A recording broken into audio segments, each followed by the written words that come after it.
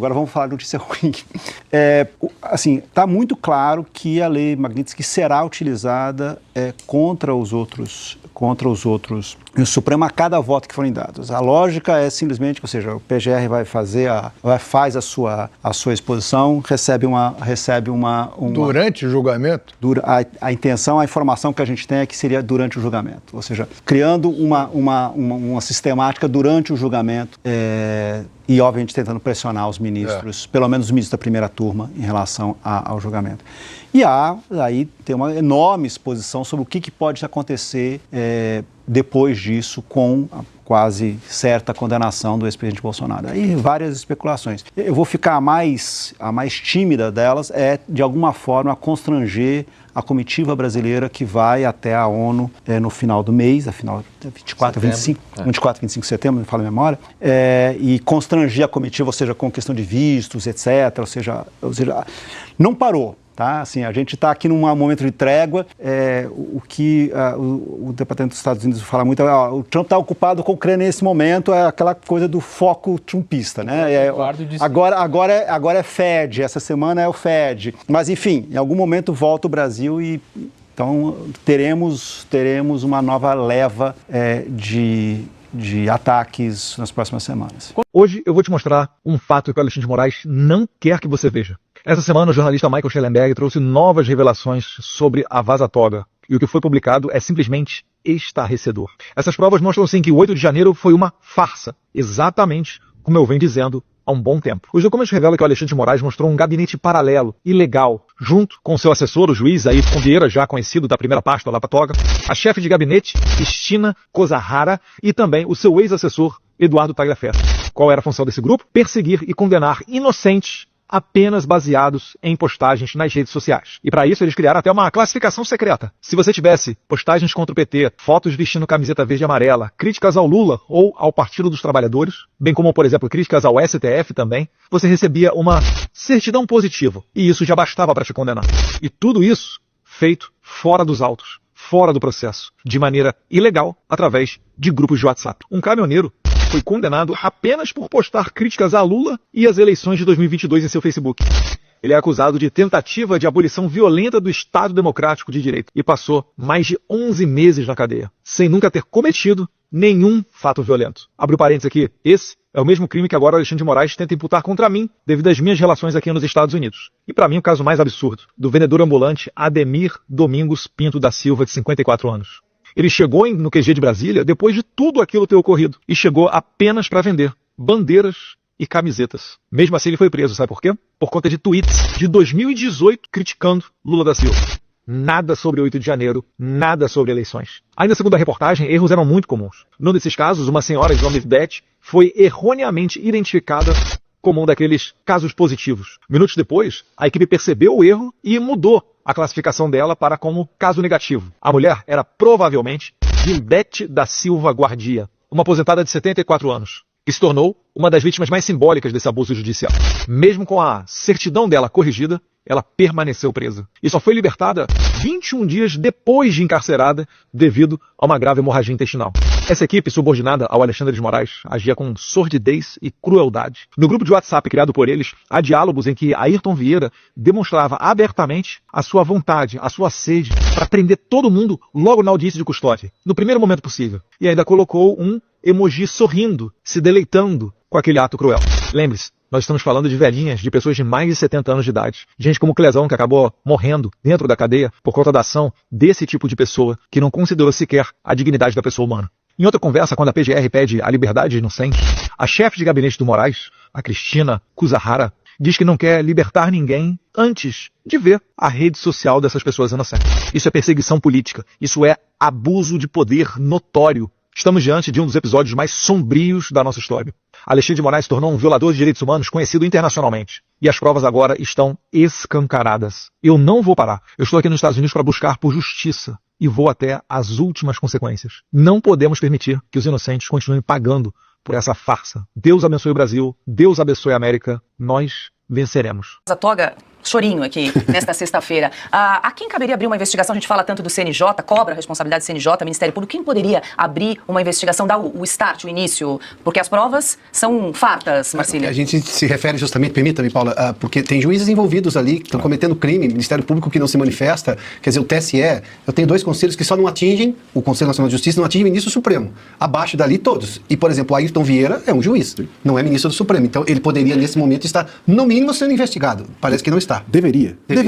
Os juízes auxiliares desse gabinete, aliás, não é à toa que ninguém mais quer ir para esse gabinete, ficou um gabinete fantasma. Esses juízes deveriam estar sendo investigados pela Corregedoria, pelo CNJ e a PGR. A grande questão é essa, a PGR, o Gonê, deveria estar promovendo a investigação. Nesse caso, ou nesses casos da Vaza Toga, né, vamos aqui pensar que nós temos diversos ilícitos cometidos por esse gabinete, e em nome do ministro Moraes. Temos aqui violação à privacidade desses réus todos, temos aqui violação ao princípio da igualdade desses réus todos, temos aqui abuso de autoridade, desvio de finalidade, temos também constrangimento ilegal desses presos todos e, sobretudo, violação do princípio mais importante que nós temos na Constituição quando se trata de um juiz, que é o princípio da impessoalidade. No momento em que você pessoaliza, você cria um mecanismo de vingança pessoal a partir do Estado de Direito. E isso é gravíssimo, tão grave que a violação da impessoalidade gera suspeição e a violação, ou enfim, não se dar por suspeito em casos como esse, a nossa legislação trata como um crime de responsabilidade passível de resultar em impeachment de ministro do STF. E tudo isso vai se naturalizando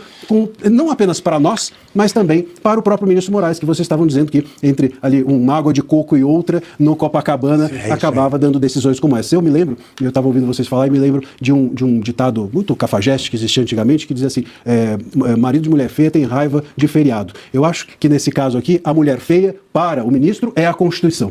No ofício que o Eduardo Bolsonaro manda para o Hugo Mota, ele pede mecanismos para que exerça a função de forma remota. O que ele faz lá nos Estados Unidos é a função de um deputado federal aqui no Brasil? É evidente que não. Evidente que não. O que ele faz lá é tramar contra o Brasil, conspirar contra o Brasil para beneficiar a sua própria família. Então, o parlamentar, o deputado Eduardo Bolsonaro, acho que está no momento em que ele não enxergou a extensão do que ele provocou. Às vezes eu penso que ele não entendeu. Ou ele está, de fato, muito convicto de que o propósito dele para salvar a própria família deve ser o propósito do Brasil, ou ele tem dificuldade de interpretar os sinais, a extensão do que ele fez, como qualquer parlamento, qualquer congresso deveria agir. Imagina se no lugar de Eduardo Bolsonaro estivesse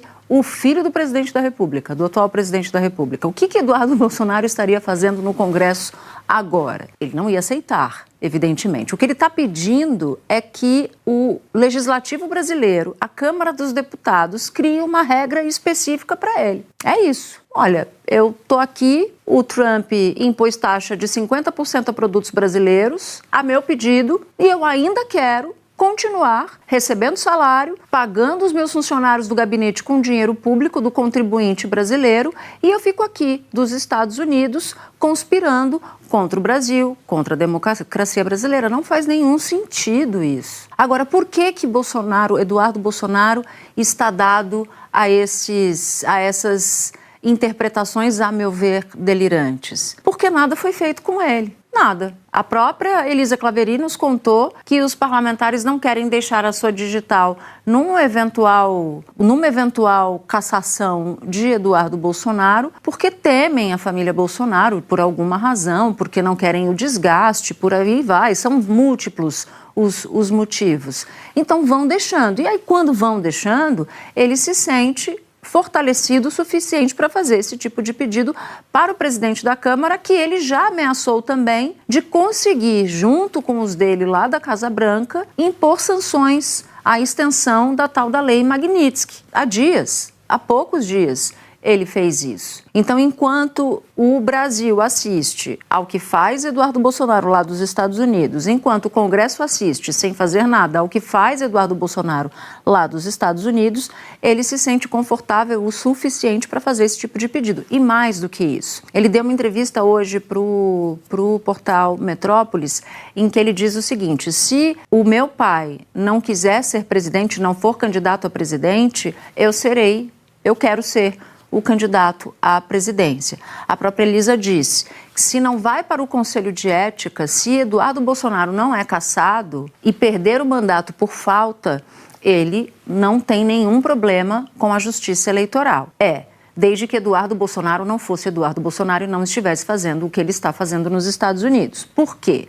Ele já é alvo de um inquérito. Muito possivelmente, se retornasse ao Brasil, teria um pedido de prisão decretada naquele processo, naquele inquérito, não é processo, naquele inquérito em que ele é acusado de tentar coagir o Supremo Tribunal Federal para beneficiar o próprio pai e os aliados do pai. Aliás, a gente está esperando, nesse caso, uma denúncia ou não da PGR. Está faltando só isso nesse inquérito da coação, enfim. Por isso que a gente ainda chama de investigação, porque se tiver uma denúncia do Ministério Público, ou seja, da Procuradoria-Geral da República, e essa denúncia for aceita por Alexandre de Moraes... Ele vira réu. Aí ele vira réu e aí a gente pode falar tecnicamente em processo. Até lá, a gente não pode dizer que ele é processado e sim investigado. Mas eu não tenho nenhuma dúvida de que se colocasse os pés no Brasil, ele teria que se deparar com uma medida judicial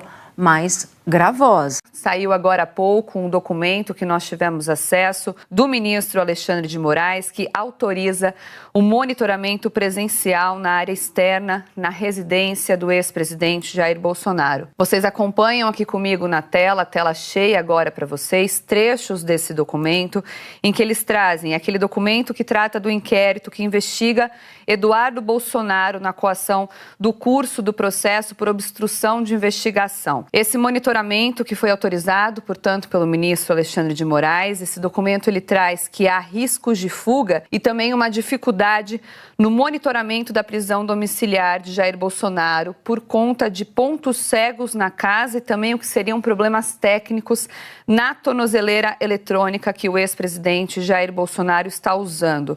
Nesse documento, eles trazem ainda que foram relatados métodos que poderiam comprometer o monitoramento do ex-presidente e, portanto, o ministro Alexandre de Moraes determinou 2 medidas adicionais. É isso que a gente traz nesses documentos. No primeiro ponto que vocês acompanham comigo, vistorias obrigatórias nos veículos que saírem da residência do ex-presidente Jair Bolsonaro. Então, vocês veem nesse primeiro ponto, vistorias nos habitáculos e porta-malas de todos os veículos que saírem da residência do réu para fins de incrementos nas atividades de monitoramento. Então, o que seria aí, como nós percebemos nesse documento, como nós lemos nesse documento que acaba de sair, um monitoramento extra nessa que é uma medida cautelar imposta pelo ministro Alexandre de Moraes. Num segundo ponto dessa medida, traz o seguinte, o monitoramento presencial na área externa da casa, divisas com imóveis vizinhos, para evitar o que seria qualquer tipo de brecha na segurança. Então, ele traz o seguinte nesse documento, monitoramento presencial na área externa da residência, contida na parte descoberta, mas cercada do terreno que confina com outros tantos de iguais características. Lembrando, claro, sempre que o ex-presidente Jair Bolsonaro mora em um condomínio, ou seja, nessa área que faz divisa com os demais imóveis, em virtude da maior exposição ao risco referido pela autoridade policial, como destacado pela Procuradoria-Geral da República, em face da existência de imóveis contíguos nas 2 laterais e nos fundos, o que causa a existência de pontos cegos.